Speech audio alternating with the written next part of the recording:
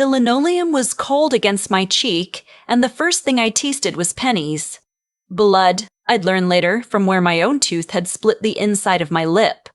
My abdomen lit up like someone had taken a soldering iron to the 4 little incisions from my gallbladder surgery 2 days before. Somewhere above me, an IV pole clattered sideways, and the monitor it was tethered to started shrieking that flat electronic scream they all make. I'm 31 years old. I'm a registered nurse. And I had spent 8 years of my life telling frightened people in that exact hospital that they were safe now. And there I was on the floor of the surgical ward at the Niagara Health Site in St. One, Catherine's, ears ringing, looking up at my stepmother's face going from purple to chalk white in about half a second because she'd just heard the boots in the hallway. "You'll sign it or you'll regret it," she'd said, half a heartbeat before her hand caught me across the face. She had 3 rings on that hand. I felt every one of them. By the time 2 nurses, a security guard, and a pair of Niagara regional officers crowded into the doorway, Marlene had rearranged her whole self. Shoulders soft, voice gone syrupy, one manicured hand pressed to her chest like she was the one who'd been wronged. She fell, she told them. She's been so weak since the operation. The poor thing. She just went right over. I tried to catch her. She actually reached down toward me like she was going to help, and I flinched so hard I nearly tore a stitch, and the younger officer, Constable Reyes, her name tag said, caught that flinch and filed it away. You could see it land behind her eyes. What Marlene didn't know, because she never bothered to learn anything about the people she stepped on, was that the woman in the next bed, Pearl, 86, and recovering from a hip replacement, had been awake the whole time.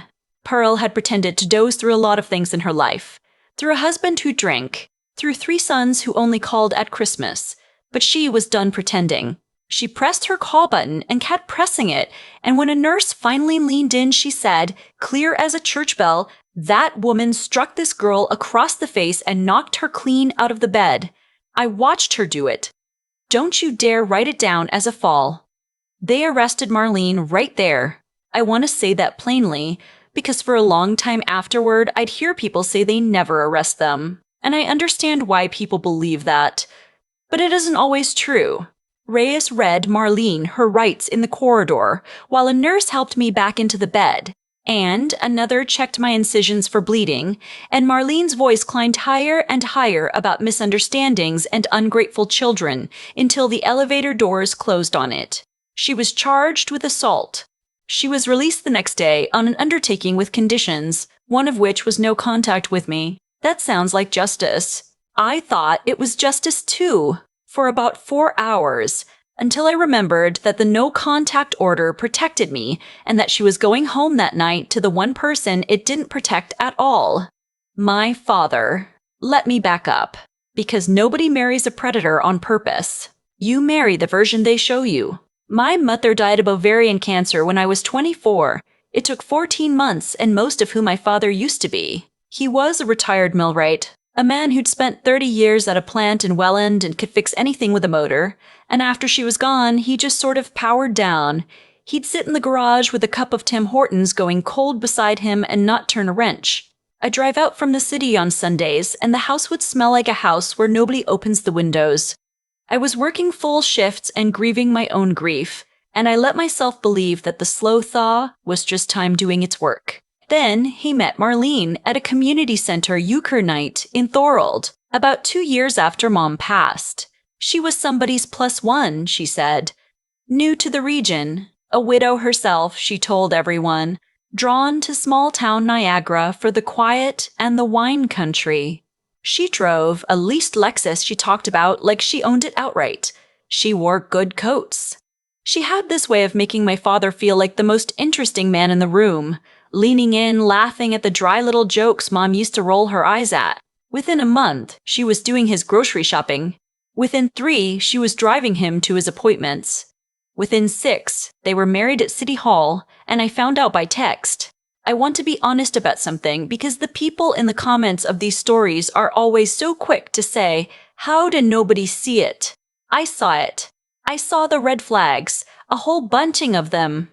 But I was sturdy, exhausted, 2 hours away, and so relieved that my father was eating again and laughing again that I called the red flags by other names. Attentive, I called her. Devoted, I told myself I was being a snob about the leased car and the loud opinions. I told myself my dead mother didn't get a veto over my father's happiness. Grief makes you generous in exactly the wrong direction. The real Marlene moved in the way water moves into a basement. Slow, then everywhere. First, it was practical. She'd manage the household accounts, since Dad had never been a paperwork man and she was so good with numbers. She got herself added to his checking account to pay the bills. Then it made sense, didn't it, to be on the deed too, for estate planning. That's what she called it. Estate planning. A phrase she used the way other people use love you. Dad's house in Thorold was paid off. He and Mom had burned the mortgage in 2009 and had a little party in the backyard. And in this market, that brick bungalow was worth north of $600,000. His pension came in every month. He had RSPs Mom had nagged him into for decades. A TFSA, the works. A lifetime of a working man doing the careful thing. And somehow they were always short. That was the part that itched at me. Dad's pension was solid, the house was free and clear, and yet every time I visited, there was a new story about a furnace that needed replacing, or a tax reassessment, or Marlene's mother's care home in Manitoba that needed a little help. The thermostat was kept at 17 because heat was highway robbery these days, even as Marlene came home from the pen center with bags from the goods stores. I'd offer to look at the finances, and she'd pat my arm and say, "Oh, sweetheart, you've got enough on your plate saving lives, let me carry this part." The condescension came at you so warm you almost thanked her for it. The thing I couldn't explain away was my father getting sick. He'd always been a horse, the kind of man who shoveled his own driveway at 68 and was insulted if you suggested otherwise. But over that second winter, he started to fade. Dizzy spells, a tremor in his hands that came and went, long stretches where he'd lose the thread of a conversation and look at me with this lost, apologetic confusion that broke something in my chest. The family doctor? And good luck even getting one in Ontario these days. We'd waited 2 years for the spot, ran blood work and shrugged and said it was probably age, probably the early edge or something cognitive. Keep an eye on it. Marlene nodded along gravely and started using the word dementia at dinner. Casually, the way you'd mention the weather. With his dementia coming on, she'd say, and I'd want to scream because 2 Christmases ago this man rebuilt a snowblower carburetor from memory. She had him on supplements. A whole regiment of them, ordered online, lined up on the kitchen windowsill in amber bottles with labels I didn't recognize. For his circulation, she said. For his memory. The pharmacist won't give him what he really needs, she said. You have to know where to look. He took them 3 times a day with the meals she insisted on making for him herself. Every single one, even when I offered to cook so she could rest. If you've ever loved someone and watched them dim and been told it's just nature, then you already know the specific kind of helplessness I'm describing. I'm telling this part slowly on purpose because that's how it happened. Slowly, and then a hand across my face in a hospital room. And all at once. I want to ask you, while we're here in the quiet part of this, if anything I'm saying is landing for you. If you sat in a too cold house watching someone you love disappear, leave a word in the comments and tell me where you're listening from. It helps me more than you know to picture a real person on the other end of this. Then stay with me, because this is where it turns. The night I finally crossed a line was the night Marlene was in Hamilton at one of her girls' weekends, and I'd come out to stay with Dad. He went to bed early. Always now. By 8 he was gone. And I sat at the kitchen table looking at those amber bottles, and I did the thing I should have done a year before. I'm a nurse. I read labels for a living. So I read them. And what was printed on them and what a few minutes on my phone told me they actually contained were not the same things, not even close. Megadoses of certain compounds, the kind that in combination over months can absolutely produce dizziness, confusion, tremor, exactly the picture we were calling dementia. I sat there with a bottle in each hand and my pulse going like a snare drum. Then I noticed the door to the little back room, the den that used to be Dad's, where he kept his fishing tackle and his ledgers, was locked. It had never been locked in my life. Marlene called it her office now. I'm not proud of picking it. I'm a rule follower. I once drove 11 kilometers back to a Canadian Tire because they'd undercharged me for a furnace filter. But I picked that lock with a bobby pin and a butter knife and 20 minutes of swearing, and I'd do it again 1,000 times. The first thing I found was paper, and the paper rearranged the entire world. Marriage certificates, not the one to my father, others. 4 others. Marlene had been married 4 times before she ever sat down at that euchre table. Saskatchewan, Manitoba, Alberta, British Columbia. Always one province over from the last, always a couple of years apart. 2 of those marriages ended in divorce. 2 of them ended with the husband dying. Heart, the death notices said. Sudden. There was a name on one of them, a man in Saskatchewan, Lorne, who'd left behind a daughter, and another in Manitoba, Walter, who hadn't left behind much of anyone, which I imagine was the point. Then I found the policies. 3 life insurance policies on my father, all taken out in the previous 14 months, all naming Marlene as sole beneficiary. Together, they paid out a little over $2 million if he died. $2 million on a retired millwright who, until she came along, had never had a cardiac event in his life. Then I found her laptop, sitting open and unlocked on the desk, because cruelty makes people lazy. Her browser history was a confession nobody had asked her to write. Searches for which over-the-counter compounds mimic natural decline. Searches about the rules in Ontario for declaring someone incapable. About powers of attorney for property and personal care. About how quickly a house can be sold once you hold one. Emails to a lawyer in Hamilton asking in writing what she'd need in the event of his passing or incapacity. Emails to men on dating sites. She was still active on 3 of them, where she described herself as a widow with no children looking for a real gentleman who appreciates being looked after. My father was asleep down the hall, and she'd already buried him. I photographed everything. Every bottle, every label, every certificate, every screen, with my hand shaking so badly I had to brace my phone against a stack of books. And then I made the decision that, looking back, I'm proudest of, I did not wait. I know that in a lot of these stories, the daughter sits on the evidence for weeks while the parent keeps getting poisoned, gathering more, building a perfect case, and I understand the comments that say, how could you let it continue? Because they're right. The case isn't worth the person. So that very night, I poured every one of those supplements down the toilet, washed the bottles, refilled them with the harmless multivitamin I bought at the 24-hour Shoppers in Welland, and I started feeding my father the truth, one safe meal at a time, while I figured out how to get him all the way out.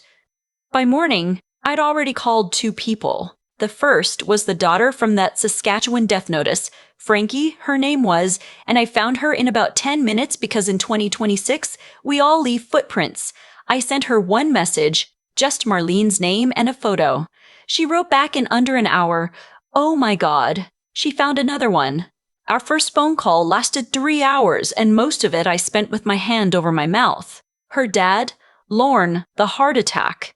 The same whirlwind, the same windowsill of bottles, the same slow dimming that the doctors waved off. Frankie had never been able to prove anything. By the time she'd gotten suspicious, her father was already in the ground and the policy already paid. She carried that for 6 years, the certainty without the proof.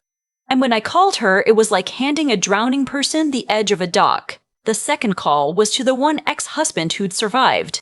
Desmond, out near Red Deer, who divorced Marlene 3 years into it when he caught her mixing something into his coffee and couldn't say what, but knew enough to run. He'd lost his savings and most of his trust in people and a good chunk of his health.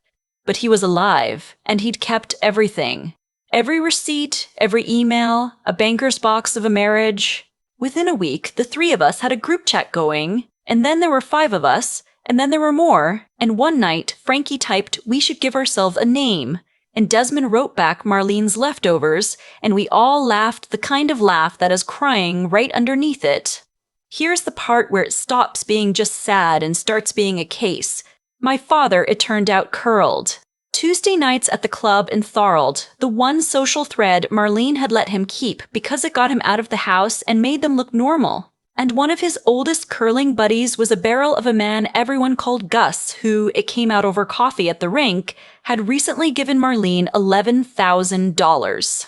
She'd spun some story about a guaranteed investment fund she had access to through her late husband's advisor, 12%, no risk, just for friends. Gus wasn't the only one. She'd worked the whole club.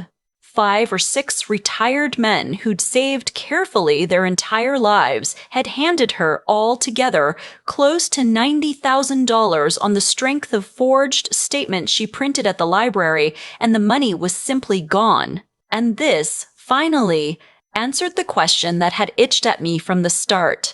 The one I know somebody reading this is already typing. If she was stealing all this money, where did it go? How were they always broke? I found that on her laptop too.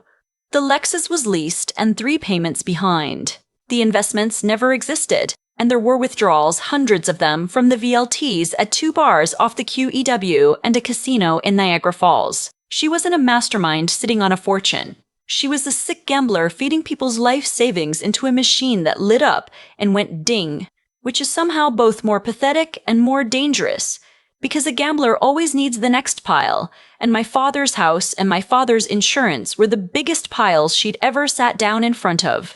Gus had a nephew, Devin, who did cybersecurity for a bank in Toronto, the kind of quiet young man who can find anything and chooses to mostly behave. When his uncle's retirement money vanished, Devin stopped behaving. He pulled together a file across all 4 provinces that I could not have assembled in a year.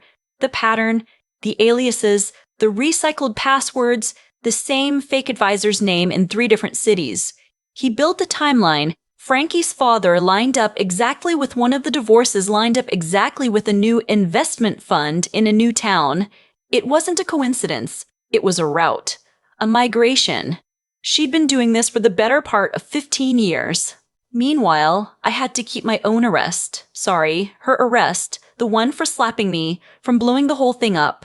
Because the no-contact order kept her away from me but kept her right beside my father, and she was rattled now, and a rattled predator moves faster. She came home from the police station telling Dad I'd lunged at her in my hysteria and fallen, and he, dimmed and confused and dependent, half believed it, and that was the worst night of all of it for me. Worse than the floor, worse than the penny's taste of my own blood. My own father looking at me like I might be the dangerous one. So I went to the people whose job this is. I want to be clear about that because the fantasy in these stories is always that one clever daughter takes everybody down with a hidden camera, and that's not what happened and not what should happen. I went to the Niagara Regional Police with my photos. They brought in the RCMP because the fraud crossed provincial lines. I called Ontario's Office of the Public Guardian and Trustee about my father's capacity and the financial abuse. I called Adult Protective Services. The pharmacist who finally cracked the supplement question was Anjali, the daughter of Dad's next-door neighbor, Mr. Sokolowski, a retired toolmaker who'd been quietly watching Marlene through his kitchen window for 2 years and had, bless him, written down dates. Anjali looked at my photos of the labels and went very still and very professional and said the words, "Please make sure he stops taking these immediately," and I was able to tell her, with the first clean breath I'd taken in months, that he already had. The takedown wasn't cinematic, and thank God for that, because cinematic gets people hurt. It was coordinated and boring and beautiful. A Tuesday, curling night, the one night we could be sure exactly where Marlene was, 2 sheets over from where Gus stood gripping his broom and not looking at her. While she was at the rink, a quiet convoy pulled up to the bungalow in Thorold. A social worker, a paramedic crew, 2 officers. They explained everything to my father gently, 3 times, and brought him out into the cold to an ambulance for assessment, and seized the bottles and the laptop and the banker's box of paper that wasn't supposed to exist. Mr. Sokolowski stood on his own front step in his housecoat, narrating the whole thing into his phone to, I can only assume, every relative he had. At the curling club, they waited until she'd thrown her last rock. I asked them to. Honestly, there's a pettiness in me I'm not ashamed of, and they obliged. They let her watch the stone slide all the way down the ice and tap the button dead center, the only good shot she'd make all night. And then Constable Reyes walked out onto the rubber mats and asked Marlene to step off the ice. And the whole league watched her get cuffed by the hack while the scoreboard still showed her team up by 2. Gus started a slow clap. By the time they walked her past the rental shoes, it was the whole rink. Every retiree she'd robbed standing and clapping, and I will hold that picture in my heart until I die. The lab work on the supplements came back exactly as Anjali had feared, a combination that, over the 18 months my father had been taking it, could have caused permanent organ damage and given another season probably would have. They added the serious charges then. The fraud across 4 provinces, the forged documents, the assault on me, and the big one. The one I never let myself say out loud until a Crown attorney named Miss Beaumont said it first across a boardroom table, attempted murder.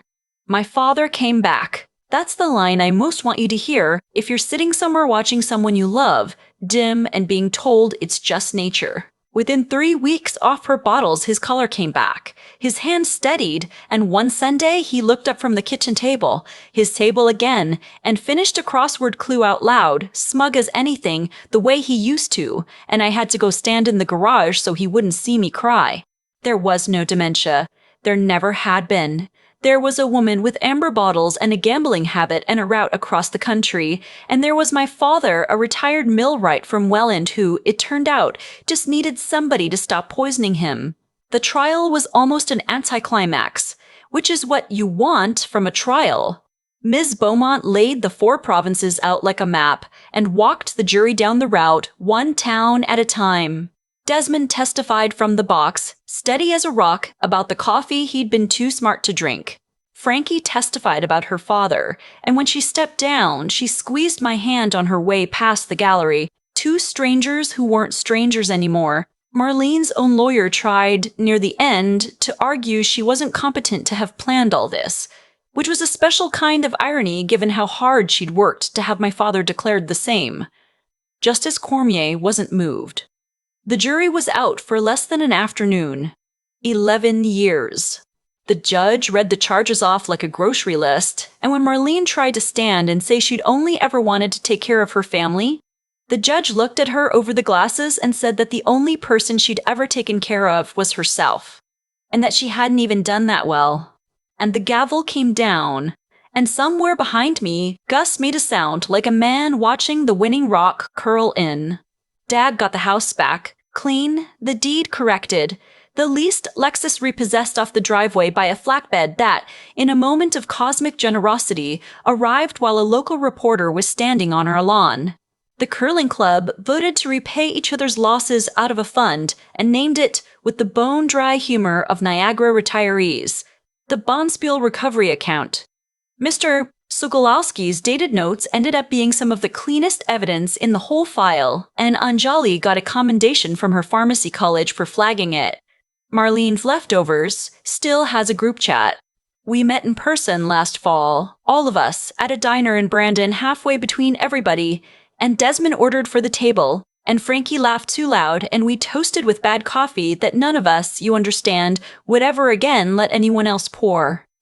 I'm an RN, I always will be. But I do a half-day a week now with a seniors advocacy group teaching adult kids the signs, the windowsill of mystery bottles, the new name on the deed, the always broke that doesn't add up, the slow dimming everyone's so quick to call nature.